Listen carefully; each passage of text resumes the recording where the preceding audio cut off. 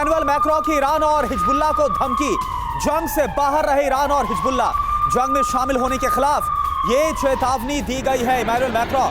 France की तरफ से भी आप देखिए किस तरह से जो कड़ी चेतावनी है हिजबुल्लाह और साथ साथ ईरान को दी गई है और कहा गया है कि इजराइल के खिलाफ आप दूर रहें। प्रोफेसर माफ कीजिएगा कर्नल एम.के. सिंह सर, ये अगर हम देखें क्योंकि ईरान भी एक्टिव होता हुआ नजर आ रहा है, थोड़ा मैं चाहूंगा आप मैप के जरिए इंडिकेट करें। और यहां पर लेबनान है, लेबनान की तरफ से भी ऑफिशियली हमने देखा कि कैसे जो हमले हैं वो शुरू किए गए, इधर पर ईरान इस तरफ पड़ जाता है। तो कैसे ये दोनों जो फ्रंट्स हैं वो इजराइल के लिए चैलेंज साबित हो सकते हैं? देखिए, ईरान तो शुरुआत से ही इसमें शामिल है और अब इसमेमें कोई आशंका नहीं है कि ईरान में भी कुछ बड़ा हो सकता है हाल ही में, जल्दी ही। पहले तो मैं आपको बता दूं, जो गाजा पट्टी है कुल 365 स्क्वायर किलोमीटर इसका कुल एरिया है, ज्यादा बड़ा एरिया नहीं है। वेस्ट बैंक से अगर इसको कंपेयर करें तो वेस्ट बैंक 5970 स्क्वायर किलोमीटर है और 41 किलोमीटर इसकी लंबाई है और करीब 8 से 12 किलोमीटर 300 स्क्वायर किलोमीटर का पूरा ये इलाका है, 365 स्क्वायर किलोमीटर का।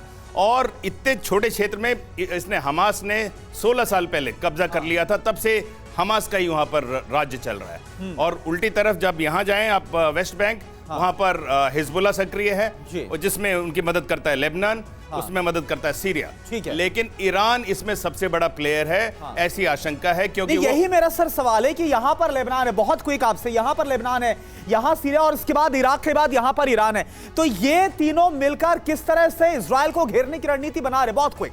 इसमें कोई देखिए, लेबनान तो इस युद्ध में शामिल है ही। एग्जैक्टली। ये लेबनान में भी आपको समझना पड़ेगा किस सीरिया ने भी कुछ हरकतें की हैं। बिल्कुल, सीरिया तो पूरी तरह शामिल है उसमें। वहां पर तो ईरान के वहां पे हुतीज भी वहां पे सक्रिय हैं।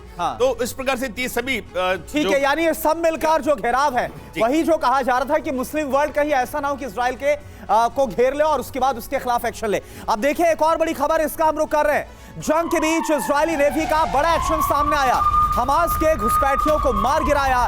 इजराइल में घुसने के दौरान इनको ढेर किया गया।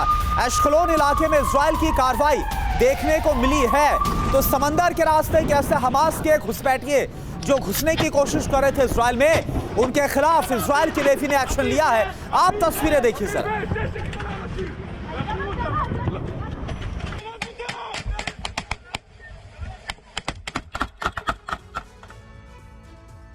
एक और अहम खबर है, सेंट्रल इजराइल पर हमास का हमला। गाजा से इजराइल पर रॉकेट अटैक किया गया है। हमले से इजराइल में भारी तबाही मची है। हमले में कई घर तबाह हो चुके, सड़क पर मलबा पसरा हुआ है।